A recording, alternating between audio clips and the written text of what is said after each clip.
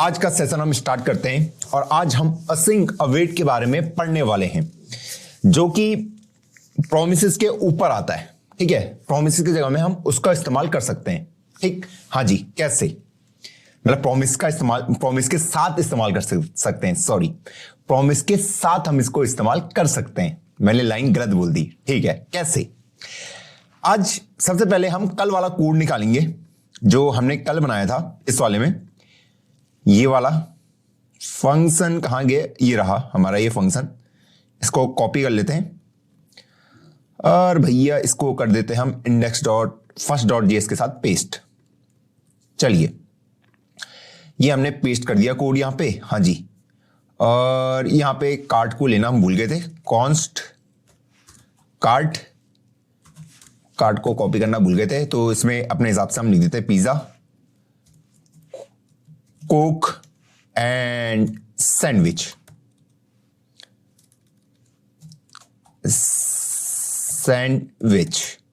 कल वाला तो याद है ना, ये भूल गए? याद है। ये हमारे वो कुछ फंक्शन रहे थे। ठीक है, हाँ जी। आज हम सीखने वाले हैं असिंक अवेट के बारे में, और थोड़ा अलग तरीके से आज इसको हम सीखेंगे। अगर आप यहां पे देखोगे, हमारे पास एक कार्ड था जिसमें हमने ऑर्डर प्लेस करे थे, फिर ऑर्डर को प्रिपेयर करा था, फिर ऑर्डर पिकअप किया था, फिर लास्ट में ऑर्डर को डिलीवर किया था। ठीक है, कई लोगों को ये वाला फॉर्मेट पसंद नहीं आता कि मैं इस तरीके से इसको इस्तेमाल करूं, क्योंकि ये उतना सेंस हमारे लिए नहीं बना पाता, है ना। थोड़ा सा अजीब सा लगता है ये वाला भी, ये वाला प्रोमिस वाला, कि भैया मैं जब प्रोमिस को कंज्यूम करता हूं, प्रोमिस क्रिएट करना तो हर किसी को आता है। हाँ जी, कल हमने करा था प्रोमिस को क्रिएट कैसे करना है। हाँ जी, न्यू कीवर्ड की हेल्प से हम प्रोमिस को क्रिएट कर सकते हैं। लेकिन जब हम प्रोमिस को कंज्यूम करते हैं तो ये वाला ऑर्डर फॉलो करना पड़ता है कि पहले प्लेस ऑर्डर से कार्ड डाला, हाँ जी, उसने मुझे ऑर्डर रिटर्न करके दिया, फिर ऑर्डर को मैंने प्रिपेयरिंग ऑर्डर में कंज्यूम किया। हाँ जी, प्रिपेयरिंग ऑर्डर वाले फूड डिटेल्स मुझे रिटर्न करके दी, फिर फूड डिटेल्स वाले को मैंने कंज्यूम किया, फिर उसने मुझे रिटर्न करके दिया ड्रॉप लोकेशन, फिर ड्रॉप लोकेशन को मैंने कंज्यूम किया इसमें। ठीक है, तो इस तरीके से मेरा पूरा कोड चल रहा था। ठीक है, लेकिन हम जो कोडर होते हैं, हम चाहते हैं हमारी जिंदगी आसान हो, है ना। हम चाहते हैं कि अगर मैं कोड लिखूं तो कुछ ऐसे करके लिखूं कि प्लेस ऑर्डर और कार्ट। ठीक है, हाँ जी, और ये मुझे रिटर्न करके क्या दे रहा? एक ऑर्डर दे रहा था, कॉन्स्ट ऑर्डर। ये मेरे लिए एक आइडियल सिचुएशन होती ये वाली, अगर मैं ऐसे करके लिखता। अब मुझे ये पता है कि यहां पे जो ऑर्डर है इसको कौन कंज्यूम करेगा? ये प्रिपेयरिंग ऑर्डर वाला, ये प्रिपेयरिंग ऑर्डर वाला, ये इसको कंज्यूम करेगा नहीं करेगा? हाँ जी, और ये रिटर्न करके क्या देगा आपको? Food details. तो कॉन्स्ट फूड डिटेल्स, ये लीजिए। हाँ जी, और उसके बाद मेरे पास क्या था कि भैया फूड डिटेल्स आ गई। फूड डिटेल्स को मुझे किसके पास भेजना है? पिकअप ऑर्डर के पास। इस तरीके से मैं चाहता था कि यार इस तरीके से हमारा फंक्शन काम करता, टास्क, क्योंकि इसको समझना ज्यादा इजी है हमारे लिए। और ये क्या रिटर्न करके देता आपको? Drop location. और लास्ट में हमारे पास क्या था? ये डिलीवर ऑर्डर वाला, जो कि ड्रॉप लोकेशन वाला कंज्यूम करेगा। ठीक है, ये तो कुछ रिटर्न कर नहीं रहा था। अब आप खुद सोचो कि अगर मैं कोड को इस फॉर्मेट में लिखता हूं, ठीक है, हाँ जी, तो ये ज्यादा आसान है ना मेरे लिए समझना कि भैया प्लेस ऑर्डर किया मैंने, उसको मैंने कार्ट दिया, कार्ट। ठीक है, उसको मैंने क्या दिया? कार्ट दिया है, कार्ट। ठीक है, और उसने मुझे रिटर्न करके क्या दिया है? ऑर्डर रिटर्न करके दिया था उसने मुझे। हाँ जी, एक प्रॉमिस जिसके अंदर ऑर्डर की जो भी वैल्यूज थी वो मुझे उसने रिटर्न करके दी थी, है ना। तो वो मैंने यहां पे ले ली। ठीक है, फिर यहां पे जो ऑर्डर आया उसको मैंने किसको पास किया है? प्रिपेयरिंग ऑर्डर वाले को, जैसे हम कल कर रहे थे, बिल्कुल वही। तो लेकिन ये वाला फॉर्मेट हमारे लिए ज्यादा इजी है एज कंपेयर टू इसके, है ना। इसको समझना थोड़ा सा हमारे लिए डिफिकल्ट हो जाता है, लेकिन मैं इसको ऐसे तो इस्तेमाल नहीं कर सकता डायरेक्ट। क्यों? क्योंकि यहां पे फंक्शन कॉल लग रही है। अब मुझे पता है ये जो प्लेस ऑर्डर वाला है, जो ये मेरा प्लेस ऑर्डर फंक्शन है, ये मेरा असिंक टाइप का फंक्शन है, असिंक्रोनस। ठीक है, हाँ जी, क्योंकि यहां पे हमारा सेट टाइम आउट चल रहा है, ठीक है, तो ये क्या करेगा? इमीडिएटली अगले वाले को एग्जीक्यूट करा देगा, अब वहां पे ऑर्डर की कुछ भी वैल्यू वो भेज देगा। ठीक है, ये वेट नहीं करेगा, क्योंकि हमें पता था ना कि भैया यहां से जो ऑर्डर की वैल्यू आएगी उसी को मैं प्रिपेयरिंग ऑर्डर के पास भेजना चाहता हूं। लेकिन अगर मैं इन फंक्शन को इस तरीके से लिखता हूं, इस तरीके से, ठीक है, तो ये वेट नहीं करेगा, ये ऑर्डर के अंदर जो कुछ भी पड़ा होगा उसे उठा लेगा। जो कुछ भी बड़ा होगा उठा लेगा और इस फंक्शन को एग्जीक्यूट कर देगा, फिर ये अगले वाले को एग्जीक्यूट कर देगा, फिर ये लास्ट वाले को एग्जीक्यूट कर देगा। लेकिन मैं ये नहीं चाहता, मैं ये चाहता हूं जब तक इस ऑर्डर में वैल्यू ना आए तब तक मेरा ये वाला फंक्शन ना चले। तो इसको हम कैसे पॉसिबल बना सकते हैं, मेरा यही तो काम है, हाँ जी, कि जब तक ये पूरा फंक्शन एग्जीक्यूट ना हो जाए और मुझे ऑर्डर की वैल्यू ना दे दे तब तक मेरा नेक्स्ट वाला फंक्शन एग्जीक्यूट ना हो। ठीक है, फिर सेम यहां पे भी कि मेरा नेक्स्ट वाला फंक्शन तब तक एग्जीक्यूट नहीं होना चाहिए जब तक इससे पहले वाला एग्जीक्यूट ना हो जाए और फूड डिटेल्स के अंदर मुझे पूरी फूड की डिटेल्स मिल जाए, है ना। हाँ जी, तो इसको हम अचीव कैसे कर सकते हैं, इसको अगर आपको अचीव करना है आप यहां पर लगा सकते हैं अवेट। अवेट से क्या होगा, अवेट से क्या होगा, अब ये फंक्शन यहां पे बैठ के वेट करेगा कि जब तक इस वाले ऑर्डर के अंदर वैल्यू ना चली जाए। ठीक है, जो भी आपने प्रॉमिस किया था जब तक इस ऑर्डर के अंदर ना चली जाए तब तक आपको नेक्स्ट लाइन को एग्जीक्यूट नहीं करना है।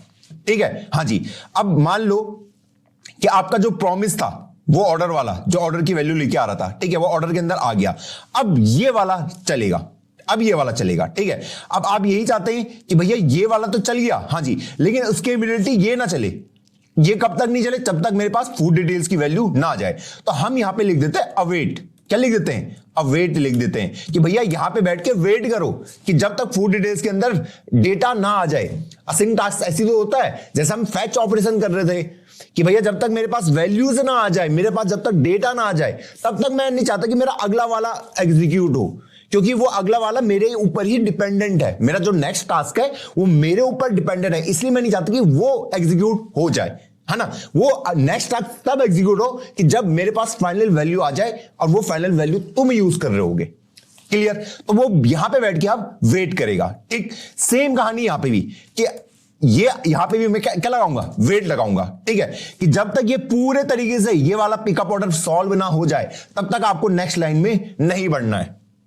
ठीक, हाँ जी, तो जब ये पूरे तरीके से सॉल्व हो गया अब आप यहां पे डिलीवर वाले के अंदर जाओगे और इसको एग्जीक्यूट कर दोगे। यहां पे अवेट लगाने का कोई ऐसा फायदा है नहीं। अब यहां पे हमने जब कल इस पिकअप ऑर्डर वाले में हमने प्रॉमिस को रिटर्न करना हम भूल गए थे, अगर आपको याद होगा। हाँ जी, हम प्रॉमिस ही रिटर्न कर रहे थे, है ना।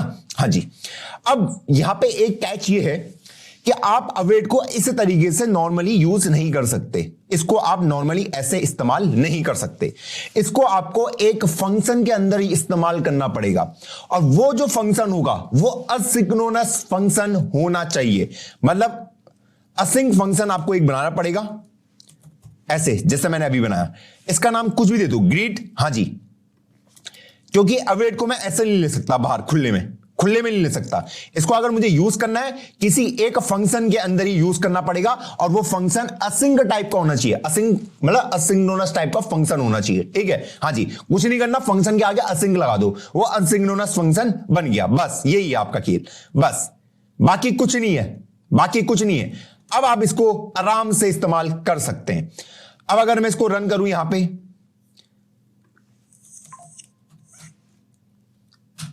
तो देखो, अच्छा, ग्रिड वाले को कॉल करना भूल गया, फंक्शन तो कॉल किया ही नहीं मैंने।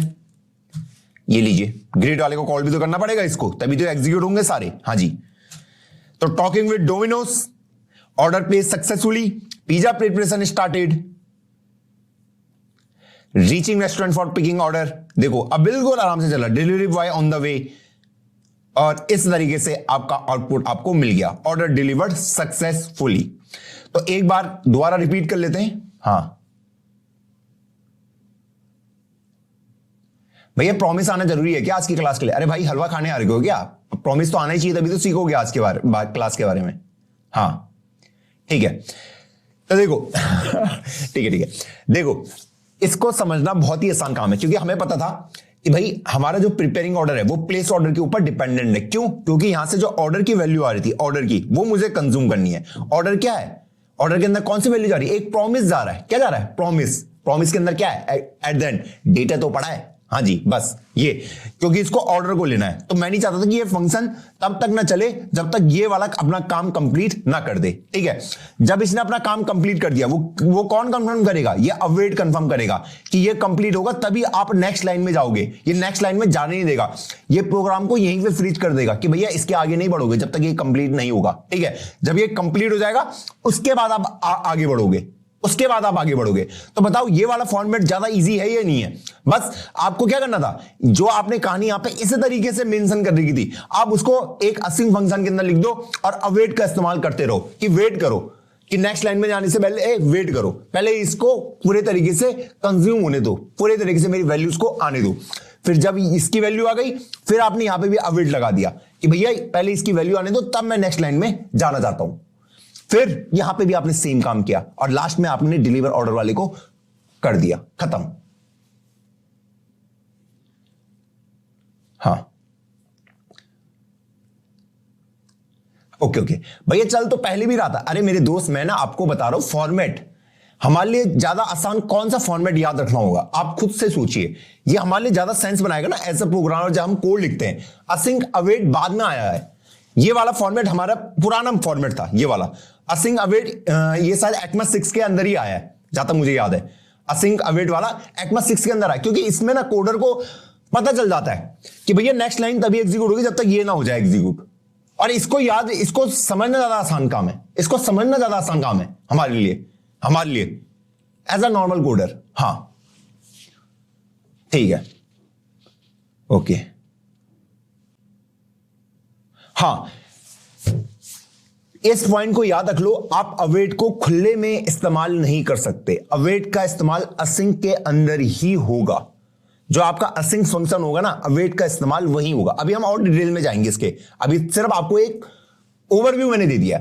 अवेट का इस्तेमाल आप हमेशा असिंक के अंदर ही करोगे। इसका रीजन आपको कुछ देर में मैं बताऊंगा। अगर मैं अवेट को खुले में अगर यूज करना मैंने स्टार्ट कर दिया तो बहुत प्रॉब्लम हो जाएगी, ठीक है। हाँ जी, तो भाई अवेट को हम हमेशा असिंक फंक्शन के अंदर ही इस्तेमाल करेंगे। हाँ ठीक है, ओके भैया, यहां क्या ये अवेट डॉट देन का काम कर रहा है क्या? हाँ जी, वही वर्क कर रहा है। अब यहां पे आप खुद सोचो ना, डॉट देन का प्रयोग मैं क्यों कर रहा था? डॉट देन ऐसी कौन सी प्रॉब्लम मेरी सॉल्व कर रहा था? क्योंकि वो ये प्रॉब्लम सॉल्व कर रहा था कि जब तक आपका डेटा पूरे तरीके से ना आ जाए तब तक मैं इन वाली स्टेटमेंट के अंदर नहीं जाऊंगा। यही तो कर रहा था। जब मैं प्रॉमिस को कंज्यूम करता हूं, आपको याद होगा ना, जब हम प्रॉमिस क्रिएट करते हैं, ये देखो, जब हम नॉर्मली अगर मैं प्रॉमिस को क्रिएट करता हूं, अगर आपको याद होगा, भूले ना होंगे, अगर मैं प्रॉमिस को क्रिएट करता हूं नॉर्मल तरीके से, मान लो मैंने एक प्रॉमिस क्रिएट करा, आप ऐसे भी नॉर्मली प्रॉमिस को क्रिएट कर सकते हो, न्यू प्रॉमिस, हाँ जी, और इसके अंदर आपने लिख दिया रिजॉल्व कॉमा रिजेक्ट, ठीक, हाँ जी। इसके अंदर मैं सेट टाइम और लगा देता हूं ताकि इसको एग्जीक्यूट होने में कुछ टाइम लगे। और हाँ ठीक है, और यहां पे मैं लिख देता हूं रिजॉल्व हेलो एवरीवन। अगर आपको याद होगा, प्रॉमिस को आप डायरेक्ट ऐसे भी क्रिएट कर सकते हैं, तो ये P1 के अंदर प्रॉमिस की वैल्यू चली जाएगी, ठीक है, हाँ जी। और इसको मैं टाइमर दे देता हूं 5 सेकंड का, ठीक है, 5 सेकंड का मैंने इसे टाइमर दे दिया। अब मैंने यहां पे ये नहीं कर सकता था कि प्रॉमिस आया, मैंने डायरेक्ट कंज्यूम कर दिया उस प्रॉमिस को, डायरेक्ट कंज्यूम नहीं कर सकता, क्योंकि भाई क्या होगा, अगर मैं इसको डायरेक्ट रन करूंगा तो प्रॉमिस क्या आएगा, पेंडिंग आएगा। P1 के अंदर क्या वैल्यू जाएगी, पेंडिंग वाली। इसलिए मैं इसको डायरेक्ट इस्तेमाल नहीं कर सकता, मुझे इस P1 का यूज करने से पहले 5 सेकंड का इस्तेमाल करना पड़ेगा, क्योंकि P1 के अंदर जो भी वैल्यू जाएगी वो कौन सी जाएगी, जो रिजॉल्व भेजेगा। इसके अंदर आप रिजेक्ट वाली कंडीशन भी ले सकते हो, ठीक है, हाँ जी, वो आपकी मर्जी है, पर अभी फिलहाल के लिए मैंने एक सिंप्लीफाई करने के लिए यहां पे सिर्फ रिजॉल्व लिखा है, ठीक है। तो जो रिजॉल्व के अंदर जो भी आप लिखोगे वो P1 के अंदर जाता है, ठीक है, लेकिन वो कितने टाइम बाद जाएगा, 5 सेकंड बाद जाएगा। यहां पे ऐसा हो सकता है कि आपने कोई फैच ऑपरेशन लिखा होगा, फैच ऑपरेशन को कुछ टाइम लगता है कुछ डेटा को फैच करने के लिए, ठीक, हाँ जी। इसलिए बस मैं आपको सिमुलेट करने के लिए दिखा रहा हूं कि भैया यहां पे हम एकदम से P1 को इस तरीके से कंज्यूम नहीं कर सकते। इसलिए हमको अगर उसे कंज्यूम करना है कि भैया जब P1 आ जाए जब P1 आ जाए पूरे तरीके से 5 सेकंड के बाद, तभी मैं उसे कंज्यूम करूं। ठीक है, हाँ जी। तो उसको मैं रिस्पॉन्स करके ऐसे करता था, अगर आपको याद होगा, console.log रिस्पॉन्स। ये अब मैं प्रॉमिस को कंज्यूम कर रहा हूं ढंग से, तमीज से कि जब P1 के अंदर डेटा आ जाएगा तभी मैं उसको कंज्यूम करूंगा। अब देखो हेलो एवरीवन आ चुका है। ठीक, हाँ जी। तो मैंने यहां पे वेट किया, मैंने डायरेक्ट यहां पे कंसोल लॉग नहीं कर दिया कि भैया अभी जाके पहले इसको कंज्यूम कर दो, आ जाओ। नहीं, ये बिल्कुल गलत है, आपको 5 सेकंड वेट करना पड़ेगा। ठीक है, यहां पे अब अगर फैच ऑपरेशन होता तो जितना टाइम फैच को डेटा को एक्सट्रैक्ट करने में लगता उतना मुझे वेट करना पड़ता, उसके बाद ये प्रॉमिस यहां पे जाके कंज्यूम हो जाता इसी तरीके से। तो हमने देखा यार इससे बढ़िया मेथड हमारे पास क्या हो सकता है, इससे बढ़िया अगर मुझे इस तरीके से इस्तेमाल करना है। ठीक है, अब इसी को अगर मैं आपको बोलूं कि इसी को अगर हमें असिंग से यूज करना है, इसी चीज को, इसी प्रॉब्लम को, तो मैं इसको कैसे कर सकता हूं अगर मुझे यही चीज को असिंग वाले से करना होता। ठीक है, तो अगर मुझे इसको असिंग वाले से सॉल्व करना होता तो इसको पहले हटा देते हैं, हाँ जी, और ये लीजिए कोड थोड़ा छोटा लिख देते हैं। तो अगर मुझे इसको असिंग वाले से सॉल्व करना होता तो मैं कैसे करता, तो मैं एक असिंग ऑपरेशन लिखता। ठीक है, नाम दे देता इसके फंक्शन ग्रीट, मैं आ जाता अंदर क्या करना पड़ता मुझे, अंदर अगर मुझे यही काम करना है। ठीक है, हाँ जी, मुझे P1 से डेटा उठाना ना, हाँ जी, तो भैया P1 का डेटा मैं किसके अंदर लेना चाहता हूं, कॉन्स्ट डेटा। ठीक है, तो मैं इस पे अवेट लगा दूंगा क्योंकि अभी P1 को आने में टाइम लगेगा, P1 को आने में भी टाइम लगेगा, इसलिए मैंने यहां पे अवेट लिख दिया।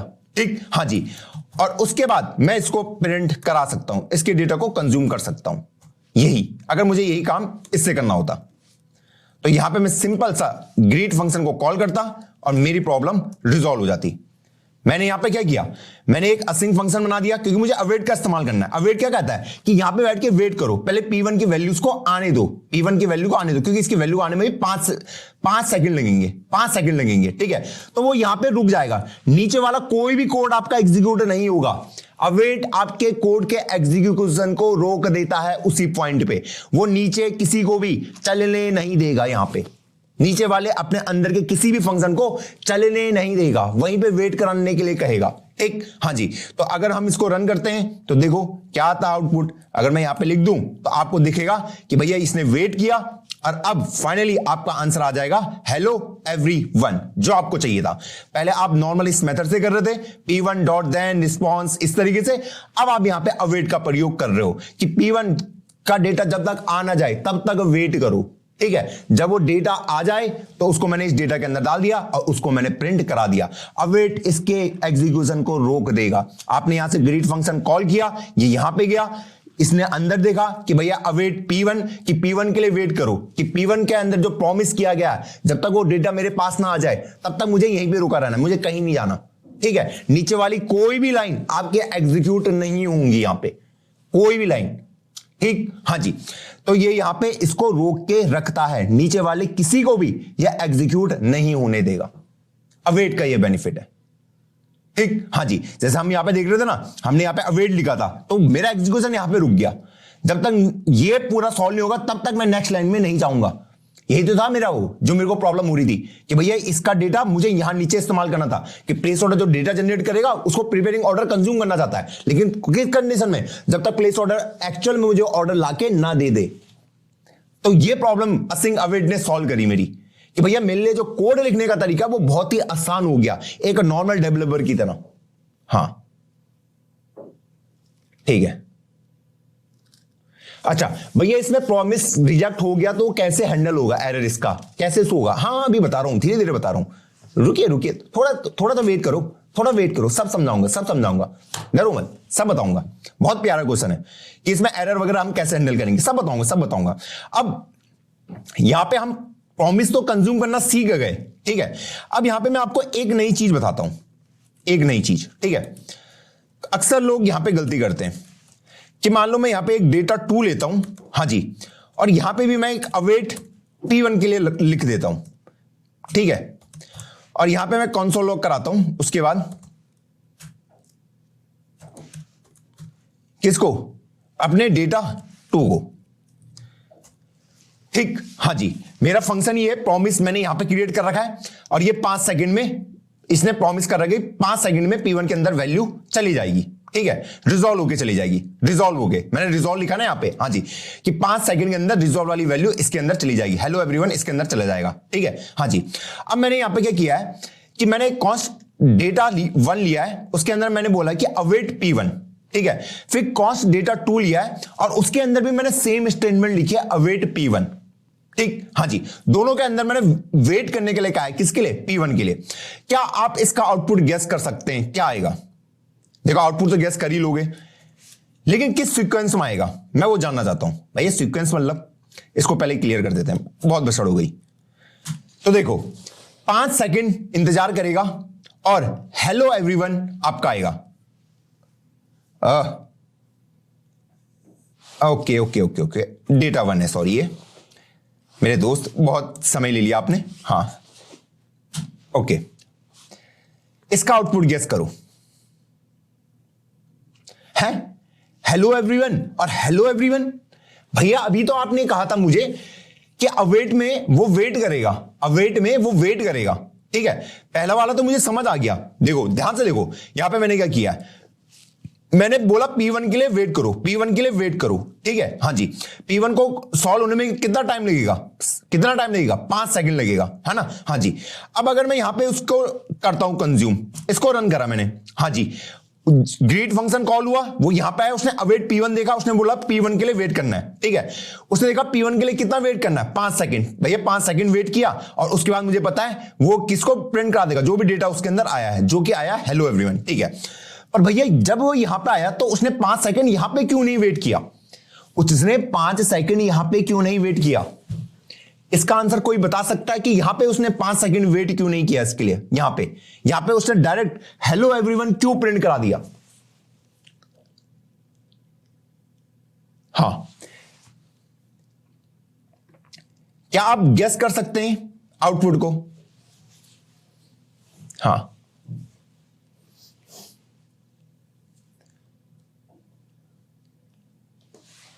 अब यहां पे ना यूट्यूबरों ने बहुत गलत थ्योरी ऑनलाइन फैला रखी है। हाँ हाँ, अरे इतना बढ़िया आंसर दिया नितिन गहरवाल ने, क्योंकि प्रॉमिस रिजॉल्व, अरे बहुत सही यार, बहुत सही, बहुत सही, बहुत सही, बहुत सही, क्योंकि प्रॉमिस रिजॉल्व हो चुका है ऑलरेडी, प्रॉमिस की वैल्यू मुझे मिल चुकी है, तो क्यों वेट करेगा? और लोग पता क्या कहते हैं, मैं तुम्हें अगर बताऊंगा तुम सोच के भी हंसोगे, तुम सोच के भी हंसोगे। क्या कहते हो लोग? कहेंगे कि भैया ये वाला भी पैरेलल में चल रहा है, ये वाला भी पैरेलल में एग्जीक्यूट हो रहे हैं, दोनों पैरेलल में एग्जीक्यूट हो रहे हैं, और फिर जाके आपको आंसर मिल जा रहा है। अब इसलिए वो 5 सेकंड के अंदर मिल रहा है कि दोनों ही स्टेटमेंट पैरेलल में चल रही हैं, पैरेलल में। आप खुद सोचो ना, अगर यहां पे प्रॉमिस की जगह मैं इसमें अगर मैं फैच लिख देता, कोई डेटा मैं फैच करके लाया, जैसे हम कल ला रहे थे वेदर वाला डेटा।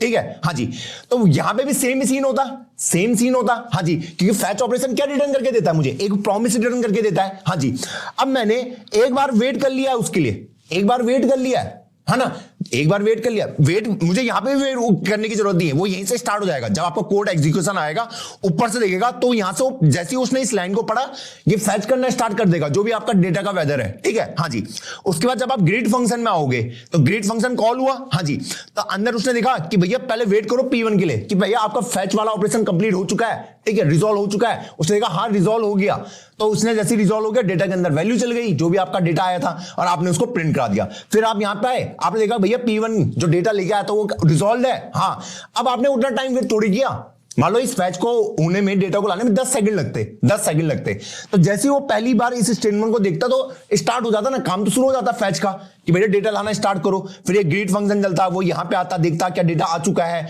वो कहता हाँ डेटा अभी तक नहीं आया, थोड़ा वेट करो, 10 सेकंड में पूरा डेटा आ गया है, तो मैंने उस डेटा को दिखा दिया। फिर नीचे आया, क्या डेटा आ गया है? P1 ये तो दिखा रहा है, क्या डेटा आ चुका है वहां से? हाँ आ गया, दिखा दो, खत्म। और लोग कहते पैरेलल कंप्यूटिंग चल रही है, पता नहीं क्या क्या, मल्टी थ्रेडिंग, पता नहीं क्या क्या घुसाते थे इस लाइन पे। सोचो, इतनी सेम चीज, इतना बेसिक सा। बहुत सही, बहुत सही। अब देखो, हाँ हाँ, अब देखो, कई लोग, अभी मैं तो बताऊंगा ये कंफ्यूजन उन्होंने कहां से क्रिएट किया, उसका भी आंसर दूंगा। देखो अरे यार तुम हो ही इंटेलिजेंट बच्चे भाई, अब मैं क्या ही बोलूं, मेरे पास तो बोलने के लिए शब्द ही नहीं बचे ना फिर, अगर तुमने पहली आंसर दे दिया। हाँ, अब अगर मैं यहां पे भी 5000 लिखता हूं, यहां पे 5000, हेलो, चलो इसको लिख देते हैं, फर्स्ट प्रॉमिस रिजॉल्व्ड, हाँ जी, और सेकंड प्रॉमिस रिजॉल्व्ड। देखो ध्यान से देखना, ठीक है। और यहां पे मैं P2 को कॉल कर रहा हूं ठीक है, मैंने क्या करा है, मैंने एक और बना दिया, एक प्रॉमिस 1 है, एक प्रॉमिस 2 है, ठीक है। प्रॉमिस 1 को भी 5 सेकंड लगते हैं और प्रॉमिस 2 को भी एग्जीक्यूट होने में 5 सेकंड लगेंगे, ठीक है, हाँ जी।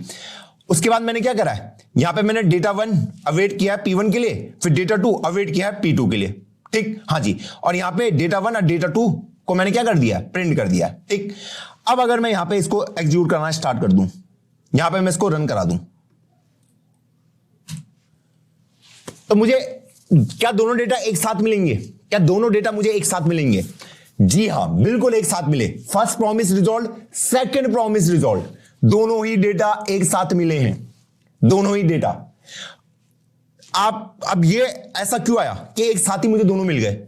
भैया आपने तो कहा था कि भैया 5-5 सेकंड वेट होगा, 5-5 सेकंड वेट होगा। मेरे दोस्त, आपका जब कोड रन होना स्टार्ट होगा, कहां से स्टार्ट होगा? टॉप से स्टार्ट होगा, हाँ जी। उसने इसको देखा कॉन्स्ट P1 को, हाँ जी, उसने इसको एग्जीक्यूट करना स्टार्ट कर दिया होगा कि भैया P1 के अंदर वैल्यू डालना स्टार्ट कर दो, ठीक है। फिर उसने अगली स्टेटमेंट पढ़ी होगी, भैया P2 के अंदर वैल्यू आ जाएगी, कितने सेकंड बाद? 5 सेकंड के बाद। नीचे आया, ग्रीट फंक्शन को देखा, ग्रीट फंक्शन ने इस असिंग फंक्शन को कॉल किया, इसने देखा होगा कि भैया P1 के अंदर वैल्यू आ चुकी है, उसने कहा 5 सेकंड के अंदर आ जाएगी। अब जैसे 5 सेकंड कंप्लीट हुए, डेटा 1 के अंदर वैल्यू आ चुकी है, डेटा 1 एकदम से फर्स्ट प्रॉमिस रिजॉल्व आ चुका है। फिर नीचे देखा कि P2 के अंदर वैल्यू आ चुकी है, क्योंकि 5 सेकंड तो डन हो चुके हैं, क्योंकि ऊपर से ही आपका रन होता है ना कोड, ऊपर से देखना, ऊपर से सिंक्रोनसली ऐसे करके, हाँ जी, क्योंकि P1 के अंदर 5 सेकंड के अंदर वैल्यू चली जाएगी, इसके अंदर भी 5 सेकंड के अंदर वैल्यू चली जाएगी, क्योंकि प्रॉमिस है, हाँ जी। उसके बाद आपने यहां से फंक्शन कॉल किया, तो यहां पे उसने देखा जैसे 5 सेकंड कंप्लीट होंगे, कंसोल लॉग ने डेटा 1 को प्रिंट करा दिया। और अगर P1 में अगर डेटा आ चुका तो डेफिनेटली P2 में भी आ चुका होगा, हाँ जी, और वो आ गया तो आपने वो प्रिंट करा दिया। कई लोग कहते हैं कि वो इसकी वजह से हो रहा है कि यहाँ पे अवेट P1 है, एक अवेट यहाँ पे है, तो अवेट जो डिपेंडेंट नहीं होते हैं, मतलब जो मिथ है मैं आपको बता रहा हूं, लोगों ने क्रिएट कर रखे हैं कि मिथ सबसे बड़ा ये क्रिएट कर रखा है कि जो अवेट वाले ऑपरेशन है, अवेट वाले, और जो डिपेंडेंट नहीं है एक दूसरे पे, वो पैरेलल में चलना खुद ब खुद स्टार्ट हो जाते हैं। नहीं भाई, खुद ब खुद नहीं होते हैं स्टार्ट, खुद ब खुद नहीं होते हैं, आपको समझना पड़ेगा। खुद ब खुद वो पैरेलल में नहीं होंगे, आपको देखना पड़ेगा आपने कोड लिखा कहां है, कोड बाहर लिखा है, ठीक है, इसलिए वो पैरेलल में चल रहे हैं, ना कि इस अवेट की वजह से वो पैरेलल में चल रहे हैं। जब एग्जीक्यूशन स्टार्ट हो तभी से पैरेलल में चल रहे हैं कि भैया पहले P1 को देखा, हाँ जी, P1 हो गया स्टार्ट, P2 आया, P2 भी स्टार्ट हो गया है, 5 सेकंड के बाद P2 के अंदर भी वैल्यू आ जाएगी, बिल्कुल आ जाएगी, हाँ जी। वो इन अवेट की वजह से नहीं चल रहे हैं, अवेट की वजह से नहीं चल रहे पैरेलल में, वो खुद के एग्जीक्यूशन की वजह से पैरेलल में चल रहे हैं। बहुत बड़ा डिफरेंस है, हाँ हाँ, क्लियर है आप सबको ये? हाँ जी, ये तो क्लियर है ना? हाँ,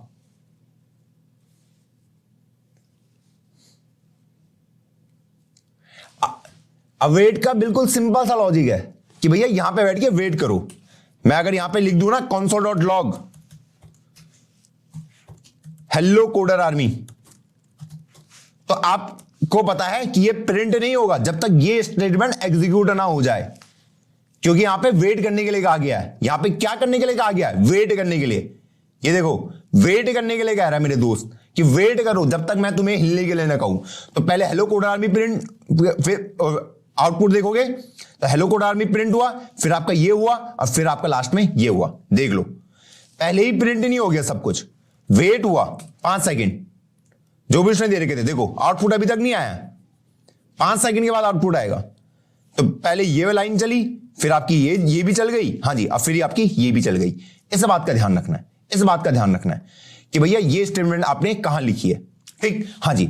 अब अगर मैं इसको 8000 कर दूं, इसको अगर मैं 8000 कर दूं, सॉरी हाँ, इसको 8000 कर दूं, इसको 5000 ही रखूं, तो तब भी हमें पता है कि हमारा आउटपुट कैसा आएगा। तब भी हम गेस कर सकते हैं। P1 को मैंने 8000 सेकंड रखा है, इसको 5000 सेकंड रखा है, तो अब मेरा आउटपुट कैसा आएगा? इस हेलो कोड आर्मी को मैं कमेंट डाउन कर देता हूं। देखो आउटपुट देखो, मुझे पता 8 सेकंड के बाद ये आंसर आ जाएगा। क्या?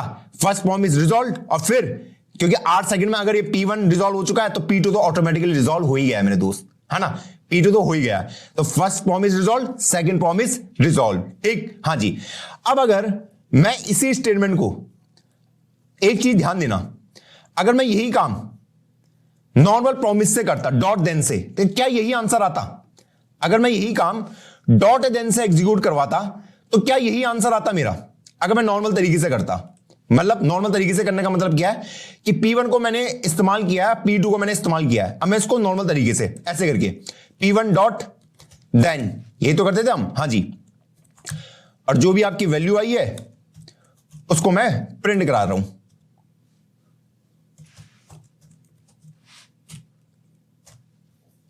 और सेम काम मैं P2 के लिए कर रहा हूं, क्योंकि दोनों इंडिपेंडेंट टास्क हैं, दोनों इंडिपेंडेंट टास्क हैं। P2 डॉट देन और प्रिंट। इसका आंसर क्या आएगा? इस केस में क्या आंसर आएगा? क्योंकि पिछले केस में तो हमें पता है, जब हम असिंग अवेट का इस्तेमाल कर रहे थे, कि पहले फर्स्ट प्रॉमिस रिजॉल्व होगा, फिर सेकंड प्रॉमिस रिजॉल्व होगा। अब फर्स्ट प्रॉमिस को रिजॉल्व होने 8 सेकंड लग रहे हैं, सेकंड को 5 सेकंड। लेकिन इस वाले केस में क्या आउटपुट आएगा? इस वाले केस में ये देखो, P1 डॉट देन करके फिर P2 डॉट देन करके, एक दूसरे में डिपेंडेंट नहीं है दोनों, ठीक है। इसमें क्या आएगा? क्या गेस कर सकते हैं? जी हां, पहले आएगा हमारा सेकंड प्रॉमिस रिजॉल्व और फिर आएगा अपना फर्स्ट प्रॉमिस रिजॉल्व। क्योंकि भाई हमारा जो P2 है वो पहले रिजॉल्व हो जाएगा, वो 5 सेकंड में रिजॉल्व हो रहा है, इसलिए उसने ये वाली स्टेटमेंट चला दी, ठीक है। अब P1 को अभी एग्जीक्यूट होने में कितना टाइम लगेगा? 8 सेकंड लगेगा, ठीक है। तो फिर उसने जाके इसको चलाया। लेकिन यहां पे क्या हुआ था? यहां पे क्या हुआ था कि भाई यहां पे पहले P1 वाला चलेगा और फिर P2 वाला चलेगा, क्योंकि यहां पे अवेट लगा है। तो ये डिफरेंस होता है, ये डिफरेंस होता है कि भैया जो अगर आप नॉर्मल तरीके से इस्तेमाल करोगे तो भैया उसने वहां पे कह दिया है कि भैया जो पहले खत्म हो गया मैं उसको एग्जीक्यूट करा दूंगा। लेकिन अवेट में आपको वेट करना पड़ेगा, जहां पे उसने कहा कि भैया यहां पे बैठ के वेट करो, अगला वाला तब तक एग्जीक्यूट नहीं होगा। हाँ, बस देखो, बिल्कुल बेसिक। तुम्हारा दिमाग ही देखो इतना तेज है, तुम लोगों ने मुझे ही वो बना दिया, बुद्धू। ठीक है, ठीक है। इसको मैं वो कर देता हूं, ठीक है। ये तुमने बहुत अच्छे अच्छे आंसर दिए आज, कॉमन सेंस वाले। मैं यही उम्मीद करता हूं, मैं ये नहीं चाहता। देखो मैंने बोला ना, बहुत लोगों ने गलतियां कर रही है ऑनलाइन यूट्यूब पे, और तुमने खुद ही पकड़ लिया कि भैया ये तो बेसिक चीज है यार, इसमें कोई कैसे गलती कर सकता है।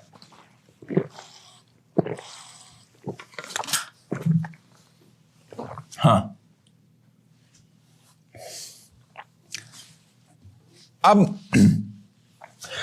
इसके बाद प्रॉमिस के अंदर बचता क्या है? अभी हमने न्यू प्रॉमिस सीख लिया, रिजॉल्व रिजेक्ट सीख लिया, रिजॉल्व रिजेक्ट सीख लिया, और यहां पे हमने डेटा को कंज्यूम करना भी अच्छे से सीख लिया। अब हम यहां पे बात करते हैं, अगर मैं यहां पे कोई फंक्शन का इस्तेमाल करता, चलिए थोड़ा एक लेवल और हार्ड करते हैं, इस लेवल को थोड़ा सा एक लेवल और अब लेके चलते हैं, ठीक है। हाँ जी, इसको मैं हटा देता हूं, ठीक है। इसको मैंने कमेंट कर दिया।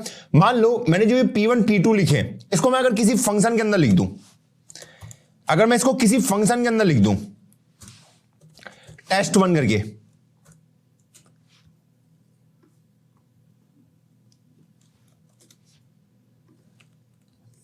ऐसे करके, ठीक है, और लास्ट में रिटर्न P1 कर दूं, क्योंकि P1 को ही रिटर्न करना है। हाँ जी, प्रॉमिस को ही रिटर्न करना है। हाँ जी, और सेम काम मैं एक दूसरे, इसको फंक्शन test2 के अंदर लिख देता हूं, फंक्शन test2, ऐसे करके।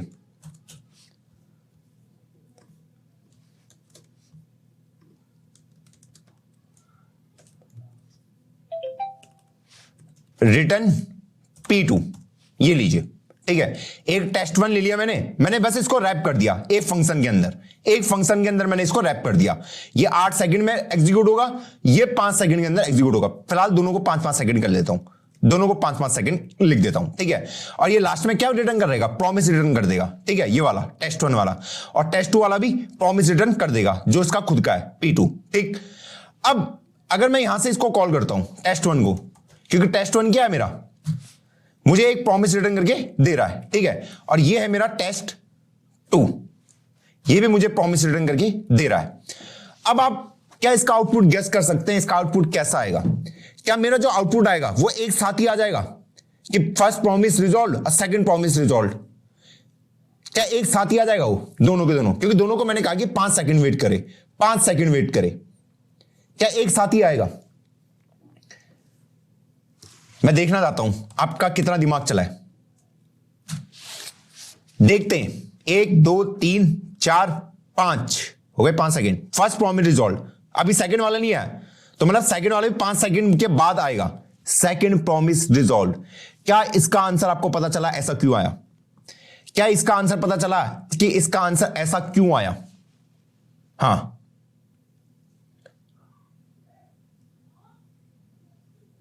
हाँ, अरे बहुत सही। अरे यार क्या ही बोलूं मैं, अब तुम तो खुद ही आंसर दे रहे हो, खुद ही आंसर दे रहे हो कि हाँ भैया 5-5 सेकंड के अंदर आएगा। क्यों?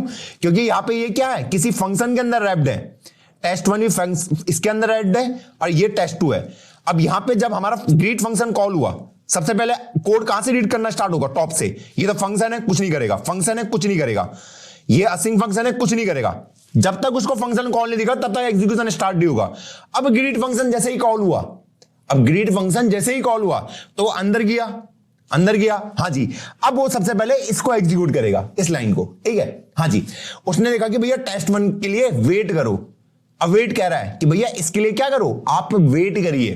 तो आपने वेट किया, कितने सेकंड वेट किया देख लो भाई अपने हिसाब से। टेस्ट 1 वाली को उसने एग्जीक्यूट कराया, उसने कहा भैया 5 सेकंड लगेंगे एग्जीक्यूट होने में। उसके बाद उसने P1 को रिटर्न किया और उसके बाद P1 की वैल्यू आपको यहां पे मिल गई, ठीक है, हाँ जी। और उसके बाद आपका नॉर्मल एग्जीक्यूशन फिर से स्टार्ट हो गया, प्रिंट हो गया, हाँ जी। फिर आया आप यहां पे, तो यहां पे क्या हुआ, टेस्ट 2 वाला फंक्शन कॉल हुआ, ठीक है, हाँ जी। तो अब यहां पे पहले इसको रिजॉल्व करना पड़ेगा। जब तक ये रिजॉल्व नहीं होगा, तो टेस्ट 2 वाला जब तक रिजॉल्व नहीं हुआ, उसको रिजॉल्व होने 5 सेकंड लगेंगे, हाँ जी। जब वो हो गया उसके बाद ये 5 सेकंड के बाद आपका प्रिंट हुआ।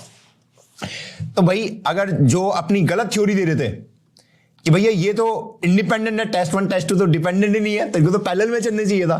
तो अब क्यों नहीं चले पैरेलल में, अब क्यों नहीं चले, हाँ जी। तो है ना, जो रॉन्ग थ्योरी है उनको नेग्लेक्ट करना, अपने कॉमन सेंस का प्रयोग करना। हर जगह हर जगह अपने कॉमन सेंस का प्रयोग करोगे, आपके लिए हमेशा बेटर रहेगा, ठीक, हाँ जी। बहुत सही, बहुत सही। क्योंकि प्रॉमिस रिजॉल्व होना ही फंक्शन कॉल पे स्टार्ट होगा। जब तक मैं फंक्शन को कॉल नहीं करूंगा वो खुद ही तोड़ने स्टार्ट कर देगा, वहां से मंत्र पढ़ना। अब एक चीज जो अभी तक मैंने डिस्कस नहीं करी उसको पहले डिस्कस कर लेते हैं। जो आपके ये असिंक फंक्शन आप बनाते हो, ठीक है, ये जो असिंक फंक्शन आप बनाते हो, कोई भी मान लो मीट नाम का आपने बनाया, ठीक है, ये हमेशा, ये असिंक फंक्शन हमेशा एक प्रॉमिस ही रिटर्न करेगा। मैंने क्या कहा, जब भी आप एक असिंक फंक्शन बनाते हैं वो हमेशा एक प्रॉमिस ही रिटर्न करेगा। अब आप बोलोगे भैया यहां पे तो आपने हेलो कोडर लिखा है, ये प्रॉमिस थोड़ी ना है, प्रॉमिस ऐसे थोड़ी ना लिखते। प्रॉमिस का तो फॉर्मेट है पूरा कि न्यू प्रॉमिस करके कुछ मैं बनाता हूं, उसके अंदर रिजॉल्व लिखता हूं, हाँ जी। अगर आप ऐसे करके भी रिटर्न करोगे ना मेरे दोस्त, तो इसको भी प्रॉमिस ही कंसीडर किया जाएगा, इसको वो खुद ब खुद कन्वर्ट कर देगा। तो असिंक वाले हमेशा रिटर्न करते हैं प्रॉमिस को, और अगर आपने कुछ भी रिटर्न नहीं किया तो वो अनडिफाइंड को प्रॉमिस बना देगा। समझ आ रही है बात? असिंक फंक्शन हमेशा, इस बात को पॉइंट रख लो, असिंक फंक्शन हमेशा प्रॉमिस को रिटर्न करेगा। अगर आपने प्रॉमिस रिटर्न कर दिया, प्रॉमिस क्रिएट करके, तब तो बढ़िया है। अगर आपने कुछ ऐसा कर दिया, हेलो कोडर, या कोई नंबर रिटर्न कर दिया, कुछ भी रिटर्न कर दिया, तो भैया उसको भी प्रॉमिस में कन्वर्ट कर देगा, ठीक, हाँ जी। अब तीसरी कंडीशन ये हो सकती है आपने कुछ रिटर्न ही नहीं किया। जब आपने कुछ रिटर्न नहीं किया तब वो अनडिफाइंड को पकड़ लेगा। असिंक फंक्शन हमेशा एक्सपेक्ट करता है कि आप उसको प्रॉमिस रिटर्न करके दो, ठीक। तो इसको मैं आपको प्रूव करके दिखा देता हूं कि भैया यहां पे मैंने इस मीट फंक्शन को कॉल किया, ठीक, हाँ जी। उसके बाद जैसे मीट फंक्शन मुझे तो कुछ आंसर लाके देगा, ठीक है, उसके ऊपर मैं देन लगा सकता हूं, बिल्कुल, जो भी वैल्यू आई है उसको प्रिंट करा दो। प्रॉमिस ऐसी तो कंज्यूम करते हैं हम लोग।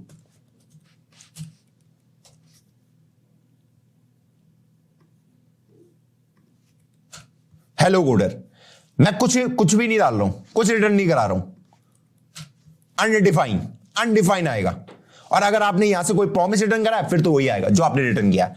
तो असिंक फंक्शन हमेशा प्रॉमिस रिटर्न करता है, भले आप कुछ दो ना दो, रिटर्न प्रॉमिस करेगा ही करेगा। क्लियर है? हाँ, हर किसी को खुद ही कन्वर्ट कर देगा।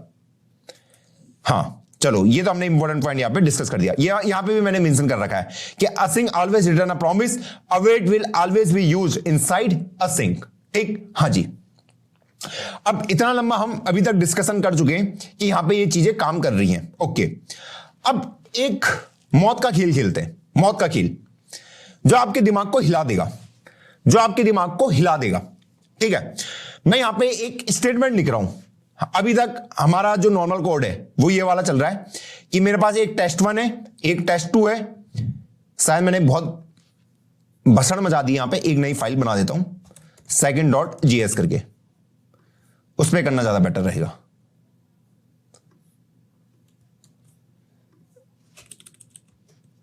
चलिए,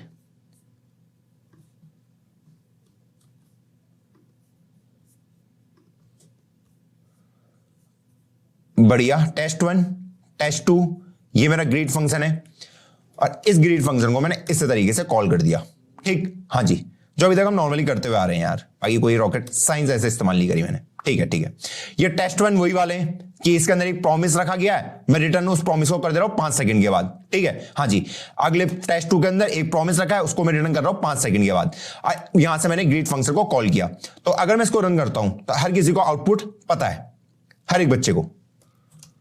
इसको हटा देते हैं, नोड second.js। मौत का खेल स्टार्ट होने वाला है आपके साथ।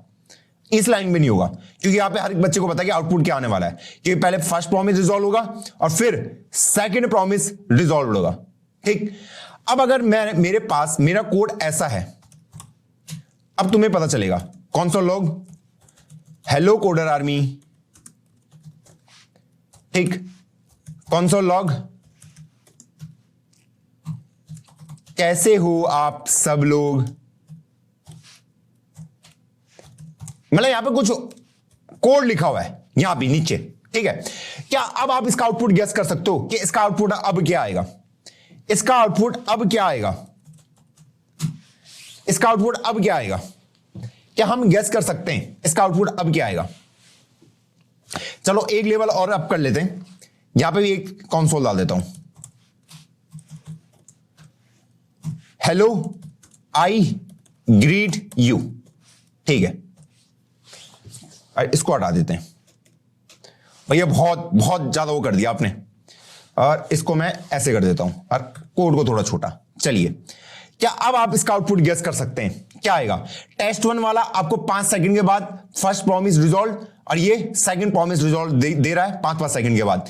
ये आपका कोड रहा। क्या इसका आउटपुट हम गेस कर सकते हैं क्या आएगा? ये किस तरीके से चलेगा? बहुत इंपॉर्टेंट डिस्कशन है ये। हाँ, ओके, सबसे पहले क्या चलेगा? सबसे पहले क्या चलेगा? हेलो कोडर आर्मी आएगा पहले। अच्छा, सबसे पहले क्या आएगा? इन सारी स्टेटमेंट से सबसे पहले क्या प्रिंट होगा, मैं ये जानना चाहता हूं।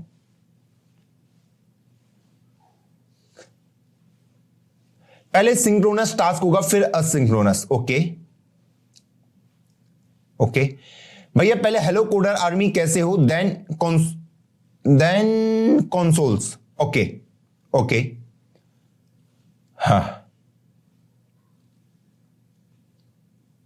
ओके भैया, सबसे पहले hello I greet you print होगा। अच्छा चलो, ये भी चलो, किसी ने तो आंसर बोला। ठीक, चलिए फिर रन करके देखते हैं क्या आंसर आएगा। ठीक है, देखो यहां पे ध्यान से समझना इस स्टेटमेंट को। मैंने इसको रन किया तो सबसे पहले आपका आंसर आया है हेलो आई ग्रीट यू, फिर आया आपके पास हेलो कोडर आर्मी कैसे हो आप सब लोग, फर्स्ट प्रॉमिस रिजॉल्व, और अब सेकंड प्रॉमिस रिजॉल्व। आपका जो आउटपुट आया सबसे पहले क्या आया है? Hello I greet you. ये ऐसा क्यों आया? तो हम ऊपर से देखना स्टार्ट करते हैं। सबसे पहले मेरा कोड सिंक्रोनसली चलेगा। ये फंक्शन है, इग्नोर मारेगा, फंक्शन है, इग्नोर मारेगा, असिंक फंक्शन है, इग्नोर मारेगा, फंक्शन कॉल है।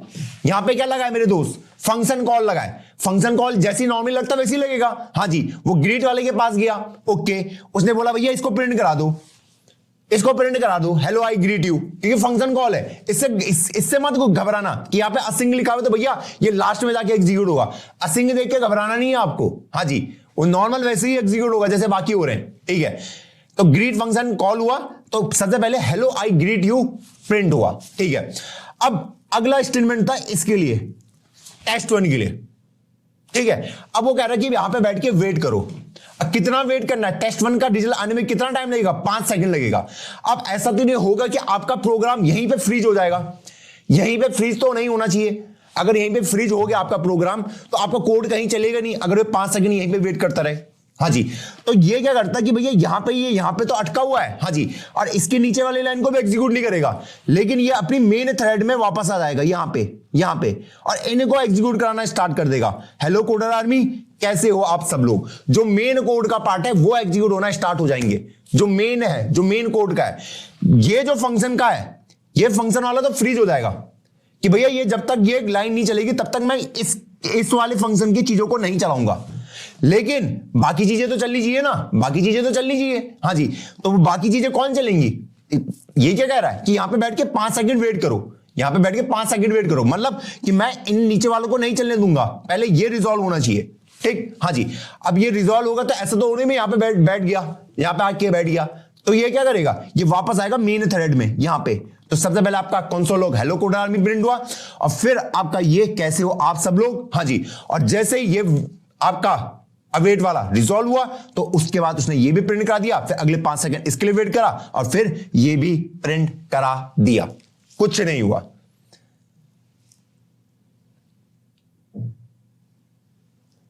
भैया कोड बिना एग्जीक्यूट करे बाहर आ जाएगा। बहुत प्यारा क्वेश्चन है, बहुत प्यारा क्वेश्चन है, बहुत ही प्यारा।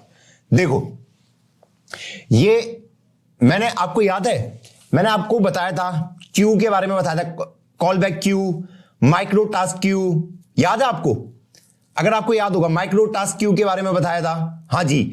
तो ये क्या करता है, इसको उठा के माइक्रो टास्क क्यू के अंदर रख देता है कि जब तक ये प्रॉब्लम सॉल्व नहीं होती, ठीक है। जब वो यहां पे आएगा ना, वो दिखेगा इसको वेट, अभी इसको वेट करना है 5 सेकंड, इसको रिजॉल्व होने में 5 सेकंड लगेंगे, तो इसको उठा के माइक्रो टास्क क्यू के अंदर डाल देता है, हाँ जी। जब ये रिजॉल्व हो जाएगा, जब ये पूरा रिजॉल्व हो जाएगा तो इसको यहीं से हम कंटिन्यू रखेंगे और तब तक ये मेन थ्रेड वाला कोड एग्जीक्यूट होगा। मैं इसको सॉल्व करके बताता हूं आपको, मैं बोलना क्या चाह रहा हूं, तो यूज कैसे करेंगे पर, हाँ ठीक है, हो गया, कुछ तो हुआ है, ठीक है। तो सबसे पहले हमारे पास एक होगा स्टैक, इसको मैं स्टैक का नाम दे देता हूं, ठीक है।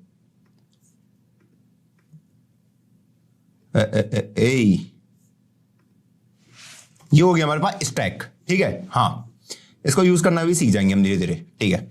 इधर हमारी वेब एपीआई वगैरह होती है, ये वेब एपीआई, हाँ, इसको मैं लिख देता हूं यहां अपनी वेब एपीआई होंगी, ठीक है। और उसके साथ ही हमारे पास यहां पे कुछ होगा डेटा, यहां पे हमारे पास 2 क्यू होती हैं,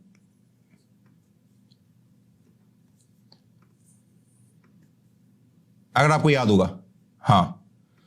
एक का नाम होता है अपना माइक्रो स्टैक क्यू, अरे यार ये क्या कर रहा है, माइक्रो स्टैक क्यू, इसके अंदर हमें पता है प्रोमिसेस वगैरह जाते हैं। और दूसरी हमारे पास कौन सी होती है, जो हमारे पास कॉल बैक क्यू होती है, जो टाइम आउट वगैरह के लिए होती है, ठीक है। और ये हमारा कॉल स्टैक क्यू है, ये वाला जो हमारा नॉर्मल है। तो सबसे पहले इसके अंदर क्या क्रिएट होता है, सबसे पहले इसके अंदर ग्लोबल एग्जीक्यूशन कॉन्टेक्स्ट क्रिएट होता है, याद है आपको? हाँ जी, ये तो याद ही होगा कि पूरा कोड पहले इसके अंदर जाके बैठ जाता है, जीसी के अंदर ग्लोबल एग्जीक्यूशन कॉन्टेक्स्ट, मतलब ये पूरा कोड इसके अंदर प्रेजेंट होगा ग्लोबल एग्जीक्यूशन कॉन्टेक्स्ट के अंदर, हाँ ठीक है, ठीक है, हाँ।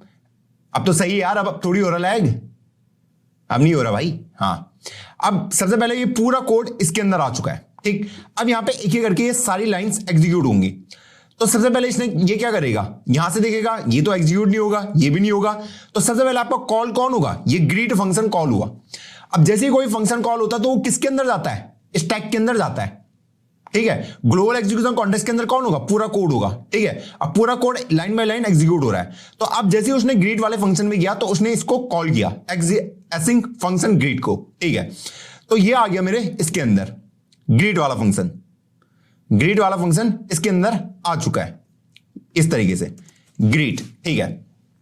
अब ग्रीट वाले फंक्शन के अंदर क्या क्या लाइन लिखी हुई है, एक एक करके एग्जीक्यूट होंगी सब। हाँ जी, तो सबसे पहले उसने क्या प्रिंट करा, console log hello I greet you, तो वो हमारा सबसे पहले प्रिंट होके आ गया यहां पे जो हमने देखा, हेलो आई ग्रीट यू, ठीक है। उसके बाद हमारा ये वाली लाइन एग्जीक्यूट होगी, लेकिन यहां पे क्या लिखा हुआ है, अवेट, वो कह रहा है यहां पे बैठ के पहले वेट करो, वेट। लेकिन यहां पे एक फंक्शन कॉल भी है जिसको हम क्या कह रहे हैं, टेस्ट1। टेस्ट1 क्या है, एक फंक्शन कॉल है। तो सबसे पहले ये फंक्शन कॉल एग्जीक्यूट होगी, ये फंक्शन कॉल, ठीक है। हाँ जी, तो जैसी कोई फंक्शन कॉल एग्जीक्यूट होती है तो कहां जाता हो, स्टैक के अंदर जाता है, देख लो स्टैक के अंदर जाएगा कौन, टेस्ट1 वाला, ये लीजिए।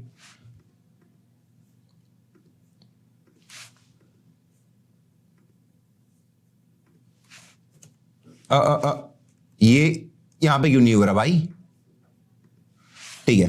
टेस्ट1 वाला इसके अंदर गया, ठीक है, स्टैक के अंदर गया। उसके बाद जैसे ही वो उसके अंदर गया उसने खुद को एग्जीक्यूट कराना स्टार्ट कर दिया। अब वो कह रहा है कि भैया मुझे एग्जीक्यूट होने में, सेट टाइम आउट ने कह दिया कि मुझे एग्जीक्यूट होने में 5 सेकंड लगेंगे और उसके बाद मैं ही तभी मैं क्या कर पाऊंगा, रिटर्न कर पाऊंगा प्रॉमिस को। मुझे एग्जीक्यूट होने में कितना टाइम लगेगा, 5 सेकंड लगेंगे, क्योंकि सेट टाइम आउट कितना है, 5 सेकंड का, ठीक है।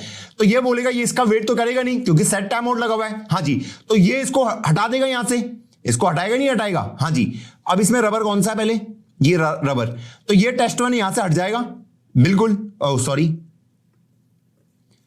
इसको हटा दूं, ठीक है, और इसको भी हटा दूं, ये हट चुका है स्टैक से, ठीक है। और वो कहां चला जाएगा, 5 सेकंड के बाद वो खुद ब खुद कॉल बैक क्यू के अंदर पहुंच जाएगा, ठीक। हाँ जी, अब उसके बाद हमारे पास क्या है, ग्रीट वाला फंक्शन तो काम करता रहेगा। हाँ जी, अब वो यहां पे आके वेट कर रहा है, वो यहां पे आके वेट कर रहा है कि भैया मेरे अंदर कोई वैल्यू को डाल दे, कोई मेरे अंदर आके वैल्यू को डाल दे। लेकिन ये वैल्यू कितने सेकंड के बाद आएगी, 5 सेकंड के बाद आएगी यहां पे। तो मेरा प्रोग्राम यहां पे फ्रीज नहीं हो सकता, ऐसा नहीं हो सकता कि ग्रीट वाला फंक्शन यहां पे बैठ के फ्रीज हो जाए। तो ये क्या करेगा, इस फंक्शन को यहां से हटा देगा, ठीक है। हाँ जी, और ये ग्रीट वाला भी यहां से हट जाएगा। अरे यार हटाऊं कैसे, अब ये भी हट गया और ये ग्रीट भी, ओह ओके, समझ लो ये ग्रीट वाला भी हट चुका है, ठीक। हाँ जी, अब ये 5 सेकंड के बाद किसके अंदर पहुंच जाएंगे, इस माइक्रो टास्क क्यू के अंदर, माइक्रो स्टैक क्यू के अंदर, ठीक है। और उसके अंदर वो वैल्यू आ चुकी होगी जो उसको चाहिए थी, लेकिन उसको होने में कितना टाइम लगेगा, 5 सेकंड। अब ये यहां से तो हट गया ग्रीट वाला फंक्शन, क्योंकि ग्रीट वाला फंक्शन यहां पे फ्रीज हो गया था, तो वो नीचे वाले किसी भी टास्क को एग्जीक्यूट नहीं करेगा। अगर कोई भी टास्क एग्जीक्यूट नहीं हो रहा तो ऐसा तो नहीं होगा नहीं मेरा प्रोग्राम चलना नहीं चाहिए। हाँ जी, तो वो क्या करता है, इसको भी हटा देता है पूरे को, ठीक है। इसलिए वो ग्रीट फंक्शन हट के कहां आ चुका है, माइक्रो स्टैक क्यू के अंदर, ठीक है। सॉरी माइक्रो स्टैक नहीं, माइक्रो टास्क क्यू के अंदर, ठीक। उसके बाद क्या होगा कि भैया अब ग्लोबल एग्जीक्यूशन कॉन्टेक्स्ट के अंदर जो जो चीजें वो एग्जीक्यूट होना स्टार्ट होंगी। तो उसके बाद आपका हेलो कोड आर्मी प्रिंट हुआ, उसके बाद कैसे हो आप सब लोग प्रिंट हुआ। हाँ जी, और जैसे ही ये सब कुछ प्रिंट हुआ, ग्लोबल एग्जीक्यूशन कॉन्टेक्स्ट का काम कंप्लीट हो चुका है और वो यहां से गायब हो जाएगा, ये पूरे तरीके से गायब हो गया। अब आपका स्टैक बिल्कुल खाली है, ऐसे ये पूरे तरीके से खाली है, पूरे तरीके से स्टैक खाली है। अब यहां से जैसे 5 सेकंड कंप्लीट हुए, वो फिर से इसको कहां ले आएगा, एक ग्रिड वाले फंक्शन को यहां अंदर लेके आ जाएगा, फिर से इसको यहां लेके आ जाएगा ग्रिड वाले फंक्शन को, ठीक। हाँ जी, और कहां से एग्जीक्यूट कराना स्टार्ट करेगा, यहां से एग्जीक्यूट कराना स्टार्ट करा, क्योंकि 5 सेकंड के बाद इसके अंदर वैल्यू आ चुकी होगी। उसके बाद कंसोल लॉग data1 प्रिंट कराएगा जो उसके अंदर वैल्यू रखी गई थी, और जो वैल्यू रखी गई थी वो क्या थी, फर्स्ट प्रॉमिस रिजॉल्व। फिर से यही काम होगा कि फिर से वो टेस्ट2 के अंदर आएगा। हाँ जी, टेस्ट2 वाला तो खुद तो रिजॉल्व हुआ ही नहीं अभी, इसको रिजॉल्व होने में भी कितना टाइम लगेगा, 5 सेकंड लगेगा। तो भैया ये कहां चले जाएगा, micro stack queue, micro task Q के अंदर। जैसे ही वो 5 सेकंड के बाद अवेलेबल होगा, फिर से वो यहां आएगा और एग्जीक्यूट होगा।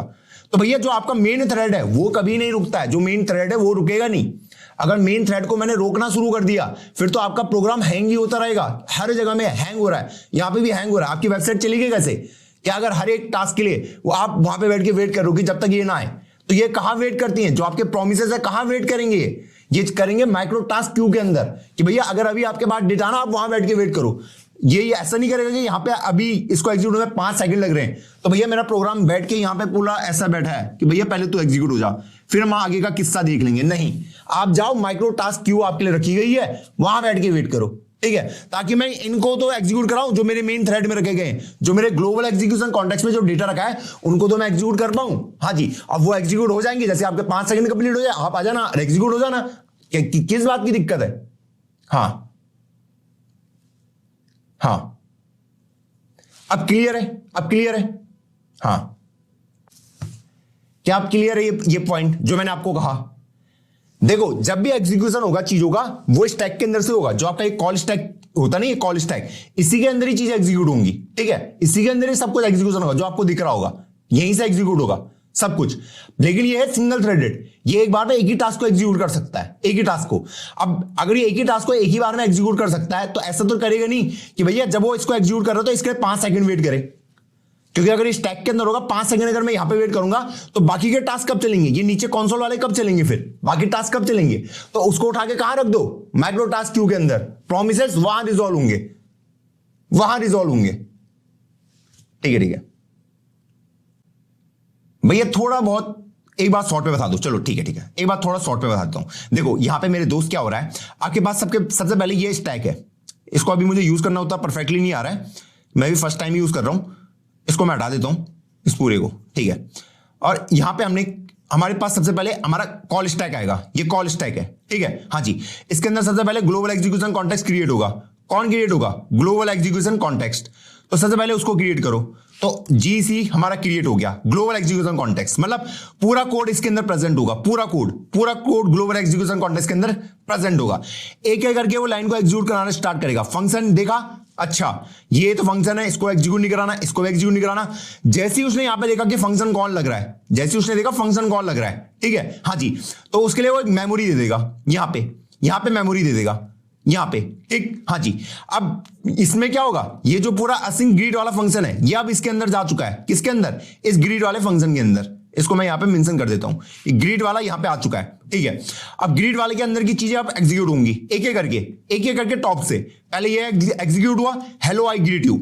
अब अगला नंबर था इसका अवेट टेस्ट 1 का। अब ये कह रहा है कि मुझे एग्जीक्यूट होने में 5 सेकंड लगेंगे, 5 सेकंड, ठीक है। अभी मैं टेस्ट 1 वाले के अंदर घुस नहीं रहा, ये कह रहा है कि मुझे एग्जीक्यूट होने में 5 सेकंड लगेंगे। क्या मेरा कोड यहां पे बैठ के इस लाइन के लिए वेट करता रहेगा कि जब ये एग्जीक्यूट होगा तब मैं आगे बढ़ूंगा?